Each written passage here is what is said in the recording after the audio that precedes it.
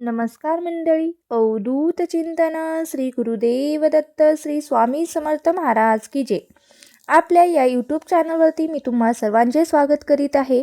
बघा मित्रांनो, न खाई भोगी तो सदा राही रोगी हे वाक्य आपण अनेकदा ऐकत असतो आणि आपल्यापैकी अनेकांना भोगी म्हणजे या दिवशी महिलांनी केस धुवायचे, भोगीची भाजी बनवायची एवढंच गोष्ट माहीत असतील.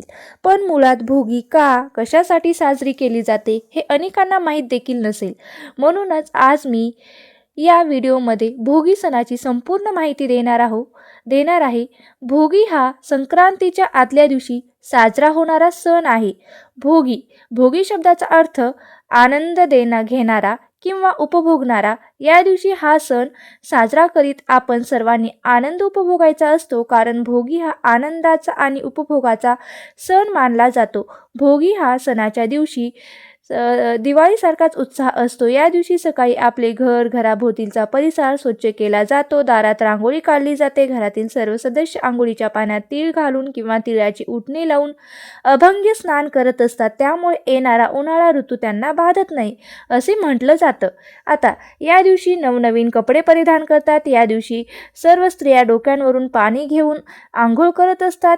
भोगीच्या दिवशी केस धुवून शरीरातील नकारात्मक शक्तींचा नायनाट करण्याचा संदेश दिला जातो.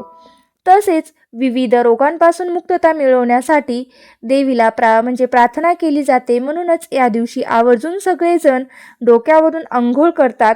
महिला सर्व अलंकार धारण करतात. सासरी गेलेल्या मुली भोगीचा आनंदोत्सव साजरा करण्यासाठी या दिवशी माहेरी येतात. अशा प्रकारे कुटुंबातील सर्वजण एकत्र येऊन या भोगीचा आनंद साजरा करत असतात. आता या भोगी सणाच्या दिवशी विशिष्ट पदार्थ करण्याची म्हणजेच भोगीची भाजी करण्याची पद्धत आहे. या भोगीला सर्व प्रकारच्या भाज्या एकत्र करून तयार केलेली भोगीची भाजी, यात प्रामुख्याने हरभरा, पावटा, घेवडा, वांगी, गाजर, कांद्याची पात, शेंगदाणा, मटार, फ्लावर, पुन्हा आणखी मेथीची भाजी, कांद्याची पात अशा वेगवेगळ्या प्रकारच्या भाज्या वापरल्या जातात. आणि त्यात तीळ लावलेली बाजरीची भाकरी इतकी आणि पुन्हा वांग्याचं भरीत, चटणी, खमंग खिचडी जर तुमच्याकडे परंपरा असेल तर त्या पद्धतीने तुम्ही करू शकता. आता भोगीची भाजी ही अतिशय चवदार लागते. यात फोडणीला तीळ असतात. भोगीला ही भाजी सर्वत्र एकत्र केली जाते, मात्र ती करण्याच्या पद्धती थोडीफार काही ठिकाणी फरक आहे. सर्वत्र सारखीच आढळते अशी नाही, तर काही ठिकाणी सर्व भाज्या मिक्स करून त्याची केली जाते आणि काही ठिकाणी भजी या प्रकारामध्ये ही भोगीची भाजी केली जाते. आता आमच्याकडे भजी या पद्धतीने केली जाते, तर कोणी फक्त सर्व भाज्या मिक्स करून त्याची जसे आपण लक्ष्मीसाठी भाज्या लक्ष्मीच्या सणामध्ये म्हणजे महालक्ष्मीच्या मध्ये जशी 16 भाज्याची भाजी करतो तशी काही ठिकाणी तशी भोगीची भाजी केली जाते. पण आमच्याकडे ही सर्व भाजी मिक्स करून जसं त्याला भजी म्हणतात अशा प्रकारे आमच्याकडे केली जाते.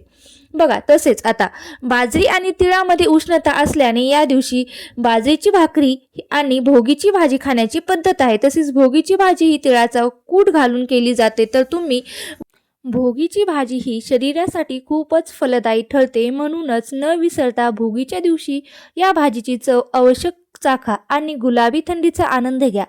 या सणाच्या माध्यमातून संतुलित आणि पौष्टिक आहार घेण्याचा सल्ला दिला जातो. या दिवशी सवासणीला जेवायला बोलवतात, तिचे आदर आदित्य केले जाते. देवीची व सूर्याची पूजा करून वरील पदार्थाचा नैवेद्य दाखवून सवासण्यासह सर्वजण एकत्र जेवायला बसतात. जेवणासह नंतर सवासणीला दान दक्षिणा देण्याची सुद्धा पद्धत आहे. जर सवासण जेवायला येणे शक्य नसेल तर त्या पदार्थाचा सीधा तिच्या घरी पोचता केला जातो. यालाच आपण भोगी देणे असंही म्हणतात. पण या दिवशी भारतात अनेक ठिकाणी इंद्रदेवाची सुद्धा पूजा केली जाते. या दिवशी इंद्रदेवाची आठवण काढली जाते. इंद्रदेवाने आपल्या धर्तीवर उदंड पिकावी म्हणून प्रार्थना केली होती अशी मान्यता आहे. ती पिके वर्षानुवर्षे पुढेही पिकत राहावी अशी प्रार्थना भोगीच्या दिवशी केली जाते. या दिवशी काही राज्यांमध्ये लहानशी होळी पेटून त्यात काही वस्तूंची आहुती सुद्धा दिली जाते. हिवाळीच्या मोसमात सर्व प्रकारच्या भाज्या येतात. या शेताला नवीन बहार आलेला असतो, त्यामुळे थकलेल्या शेतकऱ्यास थोडासा विसावा लाभतो. मग या मोसमात शेतकरी भोगीची भाजी आणि तीळ मिश्रित बाजरीची भाकरी आस्वाद घेऊन उपहाररूपी प्रेमाचा तो अनुभव घेत असतो। त्यामुळे पुन्हा वर्षभर शेतात काम करण्यास तो सज्ज तयार होतो। मराठवाड्यात भोगीच्या भाजीला खेंगटा म्हणतात। संपूर्ण भारतभर हा सण साजरा केला जातो आणि तसेच आमच्या लातूरकडे या भाजीला भजी असे सुद्धा म्हणतात।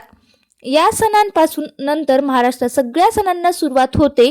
या सणाला भारतभर वेगवेगळी नावे आहेत। तामिळनाडूमध्ये हा सण पोंगल आणि आसाममध्ये बोगली बिहू आणि पंजाबमध्ये लोहरी, राजस्थानमध्ये उत्तरायण म्हणून हा सण साजरा केला जातो। तर काही ग्रामीण भागात हे विशेष जेवण बनवतात। स्त्रियांना कक्षात किंवा त्यांच्या जमलेल्या घरात पुरुषांना प्रवेश नसतो। स्त्रिया पहाटे स्नान करून ठरलेल्या ठिकाणी जमून भोगीची भाजी व भाकरी बनवतात।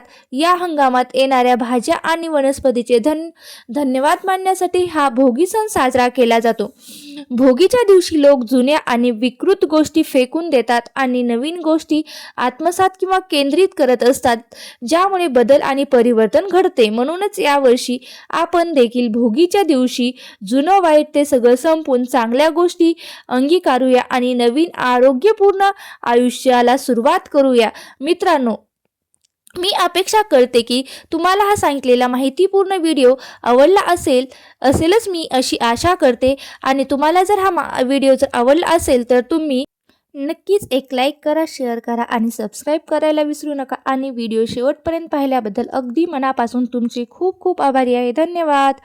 श्री स्वामी समर्थ। जय जय स्वामी समर्थ।